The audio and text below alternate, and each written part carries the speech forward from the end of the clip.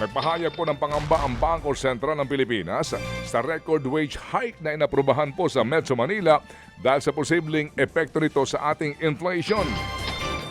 Ayon po kay BSP Governor Eli Remolona, umaabot sa 12% ang itinaas ng sweldo, doble sa inaasahang 6% ng Bangko Sentral. Sinabi po ni Remolona na pinag-aaralan pa ng BSP ang posibleng pagtataas ng presyo po ng mga bilihin bilang epekto na mas mataas na sahod. Binabantayan din po ng Bangko Sentral ang mga posibleng wage adjustment sa ilang pang mga rehiyon upang masuri ang kabuang epekto nito sa ating ekonomiya. Samantala, sumulat na po ang ilang transport group sa Pangulong Bongbong Marcos Jr. na maipatupad na ang pisong taas pamasahe. Sa programang ito, sinabi po ni Pasang Mazda President Obet Martin na hiniling nila sa Pangulo na bawiin ang suspensyon sa taas pasahing naaprubahan noong Marso. Yan ay para madagdagan na po ng piso ang minimum na pasahe sa unang 4 na kilometro ng tradisyonal na jeepney at 10 sentimo sa mga susunod na kilometro. Dahil pa rin po yan sa nagbabadya na namang pagsipa ng presyo ng produktong petrolyo dahil sa pagtaas ng tensyon sa Middle East. Hinihingi din po namin na sana po ay malift na suspension at i-grant na po itong 1 peso neto at 10 pesos for every kilometer succeeding after 4 kilometers certain. Nationwide po itong aming request neto para ho naman na ang ating mga kapatisyana po sa ibang probinsya ay makinabang din po. Yan nga po ang tinig ni Ka Obet Martin, ang presidente ng grupong Pasang Mazda. Nagtakda po naman ang LTFRB ng price cap sa booking o platform fee na kasama sa sinisingil ng mga taxi na gumagamit ng online booking platform. Sa ilalim po ng inilabas na memorandum circular, hanggang 20% ng kabuuang pamasahe o hanggang 60% lamang ng kabuuang pamasahe ang maaaring singilin na booking fee sa mga pasahero. Depende po na lamang yan kung alin ang mas mababa. Ipinagbabawal din po ang anumang karagdagang singil ng walang pahintulot.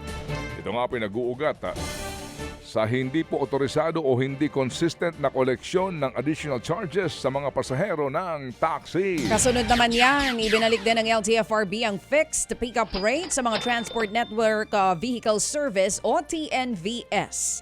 Para sa mga hatchback o subcompact, nasa 24 pesos ang pick-up rate. Para sa mga nasa 1 kilometro lamang ang layo ng pick-up. Dodoble po ito sa 48 pesos para sa 2 kilometro at magiging 72 pesos sa 3 kilometro at 120 piso naman sa 5 kilometro.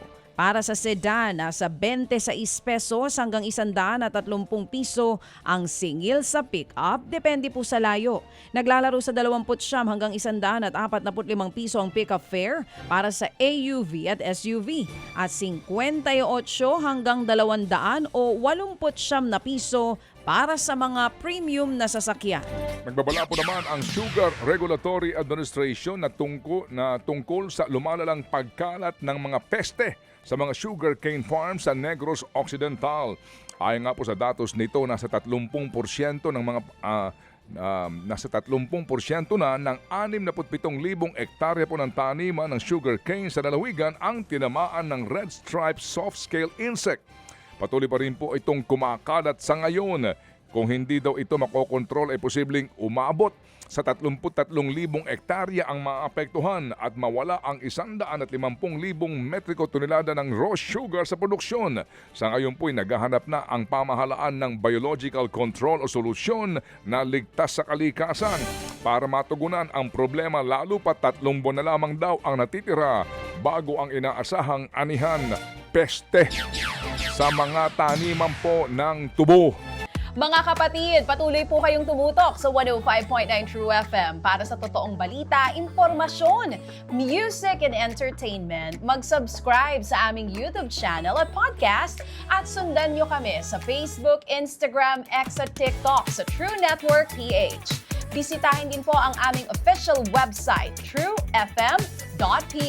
At panoorin din kami sa True TV Signal, Channel 19. Kami po ang 105.9 True FM. Laging true sa'yo, kapatid.